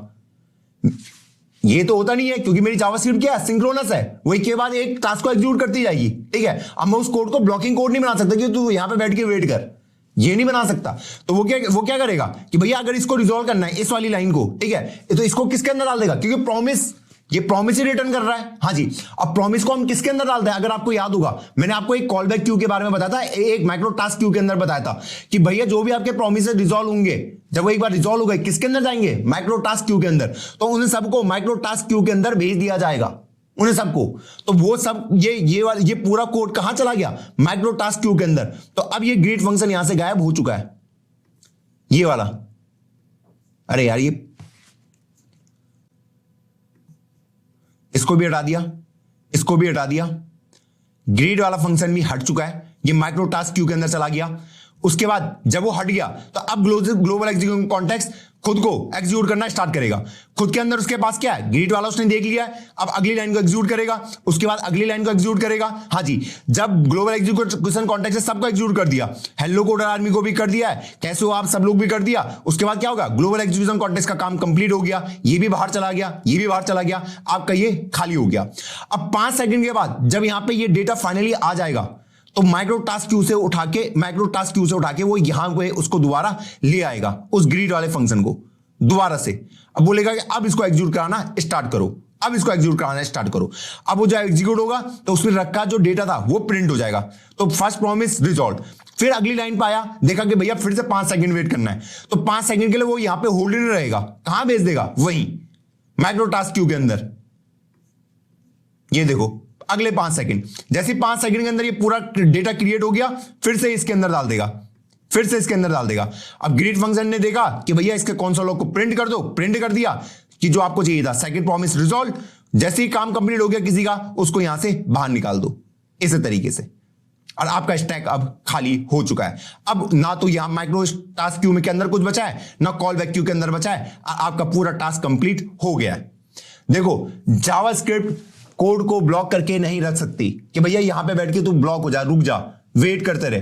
अगर ऐसा होने लग गया तो भैया आपका जो वेबसाइट है वो हैंग हो जाएगी, आपके उसके अंदर कोई भी और टास्क चलेगा नहीं।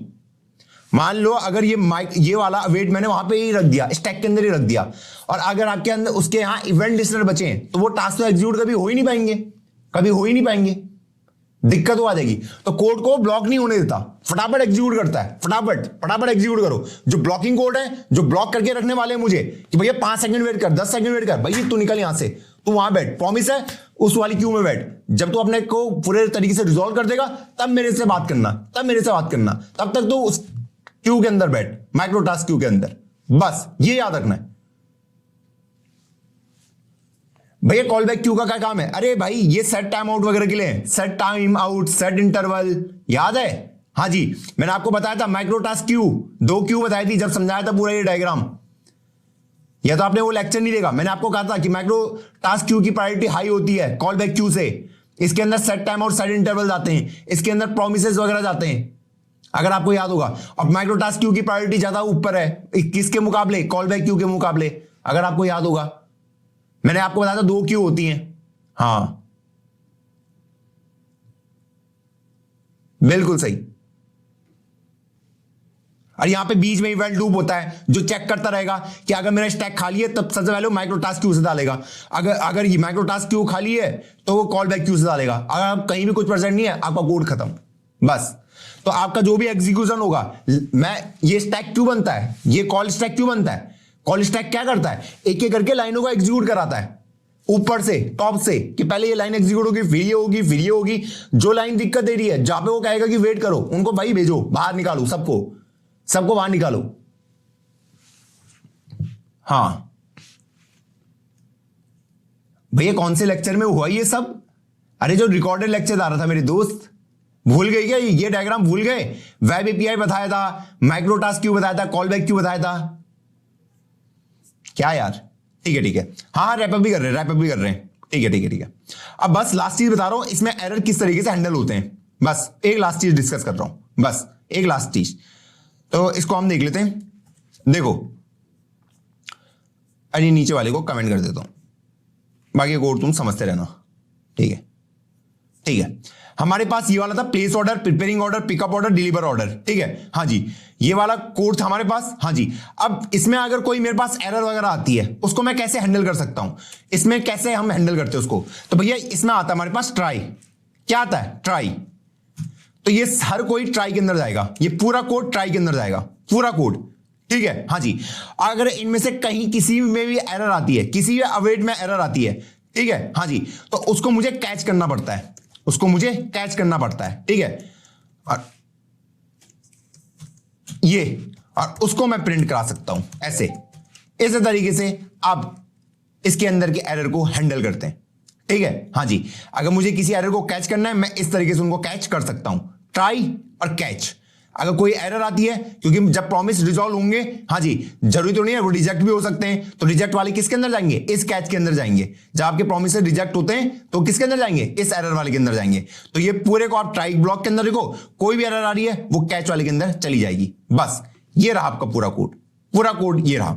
अब एक और चीज लास्ट इसमें डिस्कस कर लेते हैं। अब मुझे पता है यहां पे ये जो टेस्ट 1 है और ये जो टेस्ट 2 यहां पे लिखा है, टेस्ट 1 और टेस्ट 2, ये दोनों ही जो टास्क हैं, ये इंडिपेंडेंट टास्क हैं, कि ये भी 5 सेकंड ले रहा है एग्जीक्यूट में, ये भी 5 सेकंड, लेकिन जो टेस्ट 1 का डेटा है वो टेस्ट 2 को नहीं चाहिए। मैं वही तो कह रहा हूं, टेस्ट 1 का डेटा टेस्ट 2 को नहीं चाहिए नहीं ना। हाँ जी, तो इनको मैं पैरेलली एग्जीक्यूट कैसे करा सकता हूं?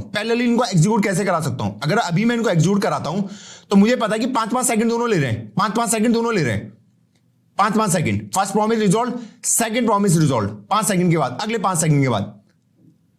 अब मैं यहां पे कैसे कंफर्म करूं?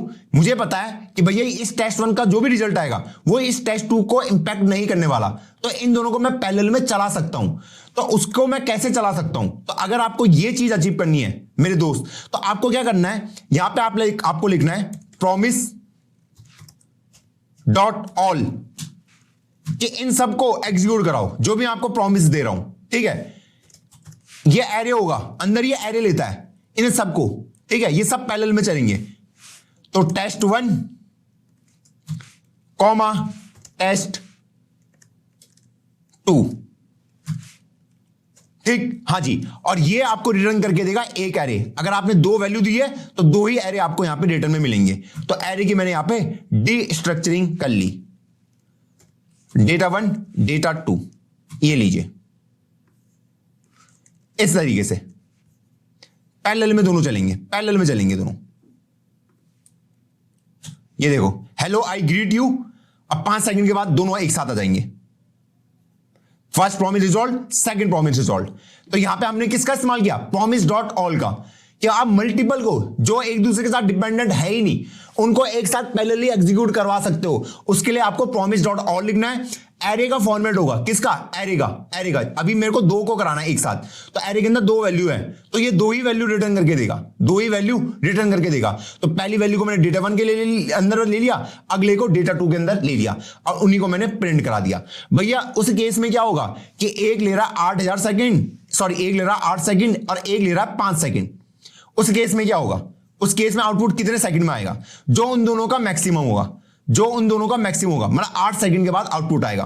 दोनों आउटपुट एक साथ ही आएंगे, दोनों आउटपुट एक साथ ही आएंगे, लेकिन अब वो 8 सेकंड के बाद आएंगे, दोनों के दोनों। First promise resolve, second promise resolve. तो प्रॉमिस डॉट ऑल से आप चीजों को पैरेलली एक साथ चला सकते हैं। बस इस बात का ध्यान रखना कि वो दोनों जो डेटा है वो एक दूसरे में डिपेंडेंट ना रहे, बस। Got it? हाँ भैया, एरर हैंडलिंग, अरे इसके अंदर ट्राई ब्लॉक डाल दो ना, बाकी एरर वो खुद हैंडल कर लेगा। यहां पे ट्राई ब्लॉक डाल दो बस, और नीचे कैच। Got it? क्लियर? भैया browser storage, all browser storage cookies पर एक वीडियो। अरे अभी वो फ्यूचर के टॉपिक से मेरे दोस्त, जब हम नोट वगैरह पढ़ेंगे तब उनको पढ़ेंगे, अभी पढ़ने की जरूरत नहीं उन्हें। ठीक है, ठीक है।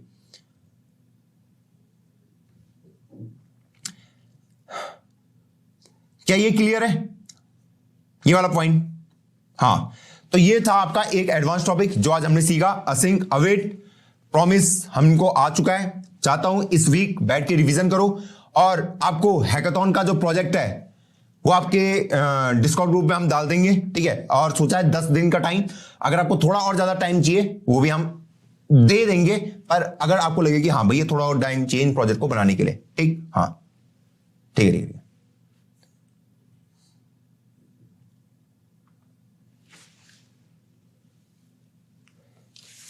भैया when should we use finally कुछ तो होमवर्क ले लो, कुछ तो होमवर्क ले लो। हाँ जी, कुछ तो होमवर्क ले लो। हाँ हाँ हाँ हाँ, ठीक है, ठीक है।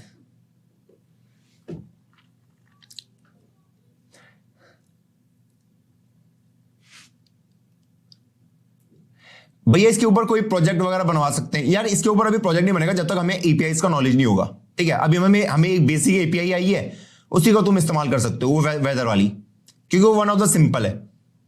अगले हफ्ते हम वो भी सीख जाएंगे, क्या क्या बोलते हैं उसे, गिटहब। उसके बाद हमें एक और एपीआई मिल जाएगी गिटहब की, उसको इस्तेमाल करने में हमें आ जाएगा। देखो इन प्रोग्राम को इस्तेमाल करना ना कोई रॉकेट साइंस नहीं है, ठीक है। ये तुम्हें वक्त के साथ पता चलेगा, वक्त के साथ इनको इस्तेमाल कैसे करना है। बस अपने दिमाग में ये चीज याद रखो कि भाई प्रॉमिस का यूज केस क्या है, क्यों इसकी जरूरत पड़ी। डेफिनेशन के पीछे मत भागो ज्यादा, ये सोचो कि यार इस चीज की जरूरत क्यों पड़ी होगी। जावास्क्रिप्ट है क्या? सिंक्रोनस लैंग्वेज है, असिंक्रोनस नहीं है जावास्क्रिप्ट। बिहेवियर है उसका, बिहेव करती है पर है नहीं। अब बिहेवियर उसे कैसे मिला हो? वेब एपीआई वगैरह से, है ना, कि जहां पे मल्टीपल टास्क एक साथ एग्जीक्यूट हो रहे हैं। हाँ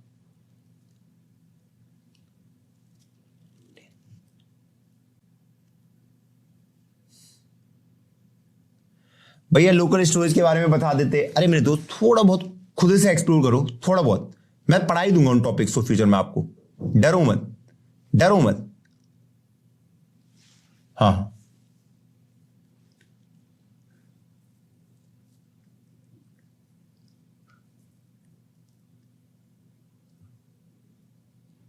ठीक है, डरो मत। अब देखो छोटे छोटे टॉपिक ना इसमें भी बच जाएंगे, जो भी मैं पढ़ा रहा हूं, क्योंकि जावास्क्रिप्ट है ही इतना बड़ा है, बहुत बड़ा है जावास्क्रिप्ट।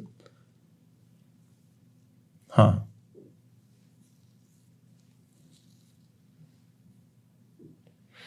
हैप्पी एंगेजमेंट, किसकी एंगेजमेंट हो गई भाई?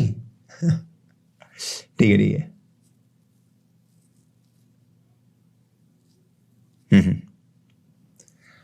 देखो इस वीकेंड का ये इस बात पे ध्यान दो कि भाई प्रोमिसेस की जरूरत क्यों पड़ी, बस इस बात के ऊपर थोड़ा सा फोकस डालो। जावास्क्रिप्ट कैसी लैंग्वेज है, ये कैसे काम कर रही है। मैं जानता हूं ये कॉन्सेप्ट आगे जाके तुम भूल जाओगे, बस ये पक्का याद रखना कि भैया प्रोमिसेस की जरूरत क्यों पड़ी, बस।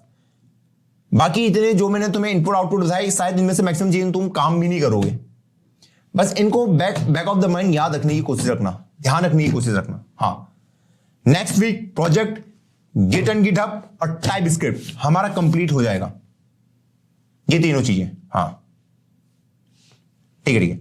हैकाथॉन के बारे में हाँ वो आपको मिल जाएगा, पूरा मिल गया होगा मेरे ख्याल से, नहीं मिला अभी हम उसमें डाल देंगे, डिस्कॉर्ड ग्रुप में डाल दूंगा उसे, ठीक है। हाँ ठीक है ठीक है ठीक है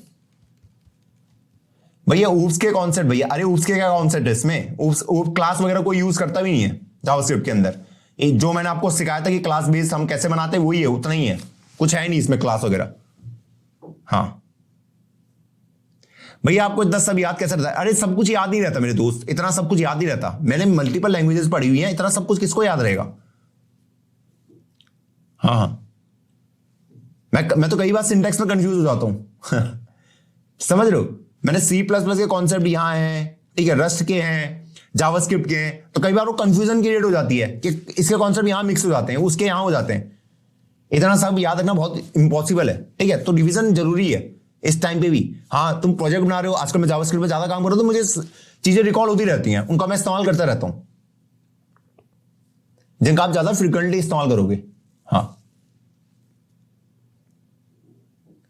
भैया एक बार प्रॉमिस की नीड फिर हमेशा याद रहेगा, ठीक है ठीक है।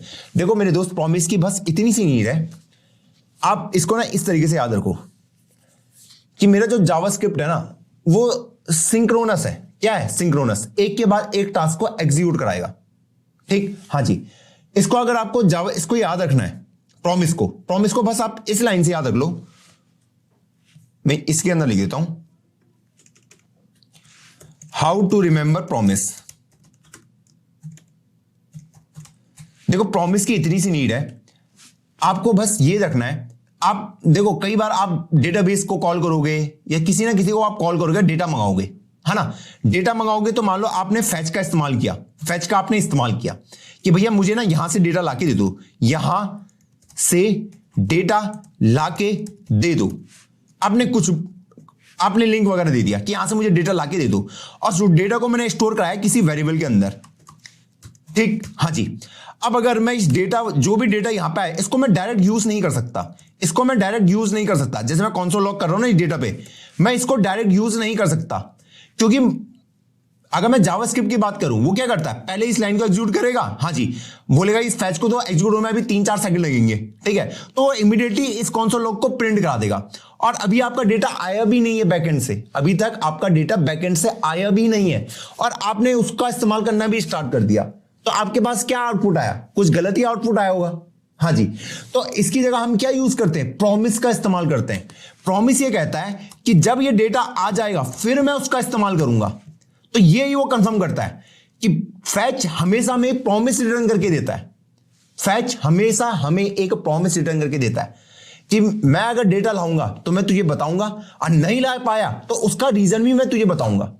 फैच ये कंफर्म करता है कि मैं तुझे वादा देता हूं कि मैं अभी तुझे डेटा लाके नहीं दे सकता एकदम से। इस डेटा वाले को डेटा चाहिए, ये कह रहा है कि मैं तुझे एकदम से वो डेटा लाके नहीं दे सकता, लेकिन मैं तुझे वादा कर रहा हूं कि कुछ समय बाद या तो मैं तुझे जो डेटा चाहिए वो लाके दे दूंगा, और अगर नहीं ला पाया किसी कारण तो मैं तुझे उस ना लाने का कारण भी बता दूंगा, जो भी तेरे एरर होंगे, ठीक। हाँ जी, तो मैं सीधा उसको इस तरीके से नहीं लिख सकता, वरना जावास्क्रिप्ट उसको सीधा इस्तेमाल करना स्टार्ट कर देगी, ठीक है। ये सिंटैक्स यूज नहीं कर सकता। तो मुझे क्या करना पड़ेगा? उसका प्रॉपर सिंटैक्स, कि जब डेटा आ जाएगा तभी मैं उसको कंज्यूम करूं। ये उसका फॉर्मेट है, डेटा डॉट देन, ठीक। हाँ जी, रिस्पॉन्स आ चुका है, जैसे ही रिस्पॉन्स आ गया आपने उसको यूज कर लिया, ये जो कल प्रोजेक्ट बनाया था ना आपसे, हाँ जी, अगर आपको याद होगा, ये देखिए इस तरीके से आप खुद देखो ना, कुछ ऑपरेशन ऐसे होता है कि कुछ डेटा को आने में टाइम लगता है, 5 सेकंड लगेंगे, 10 सेकंड लगेंगे, 15 सेकंड लगेंगे, 20 सेकंड लग सकते हैं। तो उनको आप अगले, क्योंकि जावास्क्रिप्ट क्या है, सिंक्रोनस है, वो इस लाइन को एग्जीक्यूट कराएगी फिर अगली लाइन को करा देगी। तो अगर मैं डेटा को सीधे इस्तेमाल करने लग गया बिना ये कंफर्म करे कि वो डेटा आया भी है नहीं आया एक्चुअल में, तो मेरे लिए गड़बड़ हो जाएगी। तो वो कंफर्मेशन मुझे इस लाइन से मिलता है, इस लाइन से डेटा डॉट देन, जब डेटा आ जाएगा, फिर डेटा डॉट देन जब आ जाएगा, जब आपका प्रॉमिस आ जाएगा, फिर आप इसको एग्जीक्यूट कर सकते हैं। बस प्रॉमिस यही है। प्रॉमिस आपको प्रॉमिस करता है मैं आपको डेटा लाके दूंगा, पर अभी नहीं दे सकता, एकदम नहीं दे सकता, पर मैं फ्यूचर में लाके दूंगा। नहीं ला पाया तो उसके कॉरस्पॉन्डिंग में आपको एरर भी बताऊंगा कि क्यों नहीं ला पाया। यह प्रॉमिस मुझे कंफर्म करता है। बस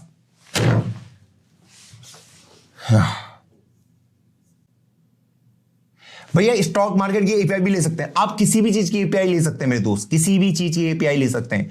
आपका एपीआई का बेस्ट ही ये है कि आप किसी चीज की भी ले सकते हैं। आप पेमेंट गेटवे की एपीआई यूज करोगे जो ऑलरेडी जिन्होंने बना रखा है, बस हमको पूछना आना चाहिए कि हमें उसका आंसर कैसे चाहिए। अब स्टॉक मार्केट की एपीआई अगर आपको यूज करनी है, अगर आप दिन के कुछ ही कॉल मारने आपको, तो वो आपको कुछ फ्री दे देगा। लेकिन अगर आपको बहुत ज्यादा कॉल मारोगे कि भैया मुझे बार बार आप डेटा अपडेट मंगा रहे हो, तो पैसे लगते हैं। आप किसी भी चीज की एपीआई ले सकते हो। एपीआई क्या है? डेटा मांगना कि भैया मुझे डेटा लाके दे दे, मुझे ये डेटा दे दे। बस उसका एक फॉर्मेट होना चाहिए, एपीआई कुछ नहीं है। डेटा मांगना है, फैच से मैं सिर्फ जाके डेटा मांग रहा हूं कि मुझे डेटा दे दे, एक प्रॉपर तरीके से। हाँ ठीक है भैया। मेजर प्रोजेक्ट क्या है? अरे इतना भी बड़ा मेजर प्रोजेक्ट नहीं है, ठीक है। हाँ बड़ा है, समझने के लिए काफी कुछ है, पर वो इसी के ऊपर होगा, जोमेटो के ऊपर ही है। हाँ जो अभी तक हम बनाते हुए आ रहे हैं, ताकि हमें पता चले कि हम चीजों को रियूजेबल कैसे बनाते हैं। हाँ basically we can use then और अवेट, है ना? हाँ वही है उसका यूज केस, वही है। हाँ ठीक है। अभी एपीआई के बारे में पढ़ा नहीं है, एपीआई के बारे में पढ़ेंगे। वो बैकएंड का पार्ट है ज्यादा यार, वो बैकएंड का पार्ट है। हमें फ्रंट एंड हमने ये सीख लिया कि मैं डेटा को हैंडल कैसे कर सकता हूं। बेसिकली हमें ये आ गया ना, अब हमें ये पता है कि जो एपीआई वगैरह जो डेटा लेके आएगा वो एट द एंड ऑब्जेक्टिव होने वाला है। ऑब्जेक्ट को हैंडल करना हमें आता है कि ऑब्जेक्ट आ गया, उसको मुझे डिस्प्ले कैसे कराना है। तो मैं अगर मैंने ऑब्जेक्ट लाके दे दिया, उसको जो डिस्प्ले हर कोई बच्चा करा सकता है ना फ्रंट एंड में। हाँ जी, ये बैकएंड का पार्ट है कि एपीआई क्या होता है, उसकी की कैसे क्रिएट होती है, बैकएंड में हम क्या क्या काम कर रहे होंगे। फ्रंट एंड हमारा क्लियर हो चुका है। अब इससे बढ़िया फ्रंट एंड डेवलपर तुम नहीं बन सकते, तुम हर चीज हैंडल कर सकते हो। हाँ अपने नाम क्या आगे फ्रंट एंड डेवलपर लिख दो अब। हाँ ठीक है।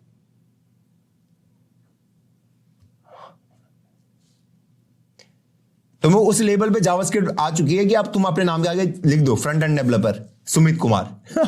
ठीक है। हाँ अब रिएक्ट वगैरह पढ़ेंगे, वो उसके एडवांटेज है बस। हाँ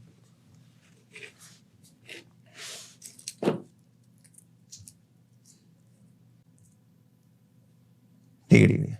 चलिए फिर रैप अप करते हैं। वीकेंड एंजॉय करो। Bye bye, good night, love you all.